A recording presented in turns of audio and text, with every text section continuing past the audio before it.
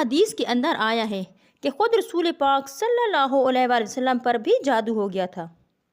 کیونکہ ایک یہودی لبید بن عاصم نے حضور کریم صلی اللہ علیہ وسلم پر جادو کیا تھا، جس کا اثر کچھ ایسے ہوا کہ جب بھی آپ صلی اللہ علیہ وسلم سوچتے کہ میں نے یہ کام کر لیا ہے، لیکن حقیقت میں آپ صلی اللہ علیہ وسلم نے وہ کام نہیں کیا ہوتا تھا، یہاں تک کہ 2 فرشتوں حضرت جبرائیل علیہ السلام اور حضرت میکائیل علیہ السلام نے آپ صلی اللہ علیہ وسلم کو آ کر بتایا کہ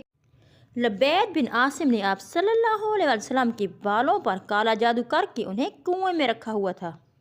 اور اس جادو کے اثر کی وجہ سے اس کنویں کا پانی مہندی کے پانی کی طرح سرخ ہو گیا تھا۔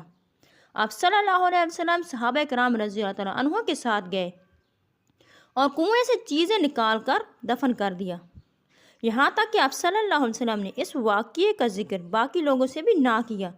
تاکہ